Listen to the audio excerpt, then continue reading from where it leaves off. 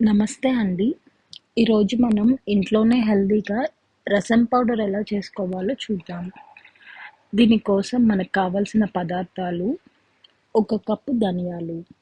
నేను ఇక్కడ చిన్న కప్పుతో తీసుకున్నానండి ధనియాలు. సో, ఆ తీసుకున్న కప్పు సైజ్ కన్నా కొంచెం తగ్గించి కందిపప్పు, అంటే 3/4 కందిపప్పు, ఒక చిన్న టేబుల్ స్పూన్ మెంతులు, 5-6 వరకు ఎండుమిర్చి, ఒక స్పూన్ జీలకర్ర, ఒక స్పూన్ మిరియాలు అండ్ కొంచెం కరివేపాకు. మీకు కనుక కొంచెం ఘాటుగా కావాలంటే మిరియాలు పెంచుకోవచ్చు.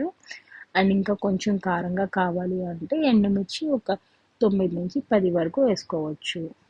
అది మీ ఇష్టం అండి. మీరు తినేదాన్ని బట్టి మీరు అలా కొంచెం పెంచుకోవచ్చు. ఒకవేళ చిన్న పిల్లలు అట్లా తినలేరు అనుకుంటే కనుక కొంచెం క్వాంటిటీ తగ్గించుకోండి.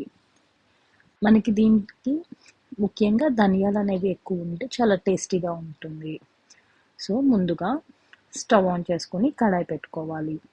కడాయిలో ఎలాంటి తడి లేకుండా చూసుకోండి.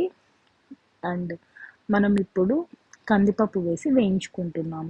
ఇది రోస్ట్ అవసరం లేదండి, జస్ట్ హీట్ అయితే సరిపోతుంది. ఒక 1-2 మినిట్స్కి హీట్ అయిపోతుంది. అది హీట్ అయిన వెంటనే ధనియాలు వేసి మనం అలా కదుపుతూ వేయించుకోవాలి. సో, ఇవి మనకి డ్రై రోస్ట్ లాగా అట్లా అవసరం లేదు, జస్ట్ నార్మల్గా వేడైతే సరిపోతుంది. ఇలా కాకపోయినా కూడా జస్ట్ అవన్నీ మనం ఒక ప్లేట్లో పెట్టేసి ఎండలో ఒక 10-15 మినిట్స్ బాగా ఎండ ఉంటే, లేదంటే ఒక half an hour to 1 hour పెట్టుకుంటే ఆ వేడి సరిపోతుంది. సో, ఇక్కడ ధనియాలు అండ్ కందిపప్పు రెండు హీట్ అయిపోయాయి. నెక్స్ట్ ఎండుమిర్చి వేసి అలా కదుపుకుంటూ మనం వేయించుకోవాలి. ఎండుమిర్చి కూడా ఆల్మోస్ట్ కొంచెం వేడైందండి, బట్ ఇంకా కొంచెం వేగాలి. ఈలోపు మనం మిగతావన్నీ వేసేసుకున్నాము. మెంతులు, మిరియాలు, నెక్స్ట్ జీలకర్ర అండ్ కరివేపాకు, ఇవన్నీ వేసుకుని మనం కొంచెం హీట్ చేసుకుందాము. సో, ఇవి మనం స్లోగా కదుపుతూ కనుక హీట్ చేసుకుంటే అవి మాడిపోవండి అండ్ ఓవర్ హీట్ అవ్వవు, రోస్ట్ అవ్వకుండా ఉంటాయి. అప్పుడు మనకి ఫ్లేవర్ అండ్ టేస్ట్ అనేది చాలా బాగుంటుంది. ఇక్కడ ఆల్మోస్ట్ అన్నీ వేగిపోయాయండి. ఇది మనం స్టవ్ ఆఫ్ చేసేసుకుందాం ఇప్పుడు. అండ్ మనకి కడాయికి ఆల్రెడీ హీట్ ఉంటుంది. ఆ హీట్కి ఏంటంటే ఇంకా కొంచెం వేడైపోతాయి. సో, మనం ఇది చల్లారే వరకు వెయిట్ చేద్దాం. ఇక్కడ ఆల్మోస్ట్ చల్లారిపోయిందండి. ఈ హీట్కి చూసారా కరివేపాకు కొంచెం పౌడర్ అయిపోయింది.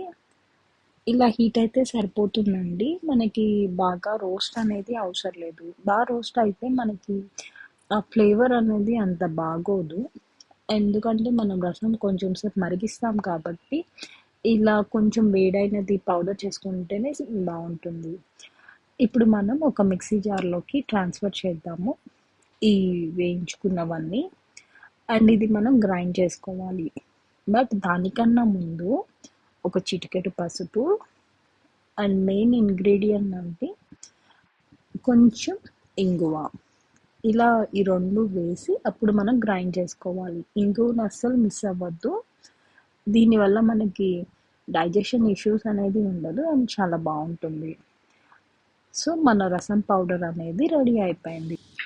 మనం ఇలా చేసుకున్న రసం పౌడర్ని ఒక గ్లాస్ జార్లో స్టోర్ చేసుకుంటే ఈజీగా 2 months అనేది ఉంటుంది. ఎప్పుడైనా పౌడర్స్ అనేవి గ్లాస్ జార్లోనే స్టోర్ చేసుకోవాలి. ఇదండి. Thank you for watching. Please like, share and subscribe.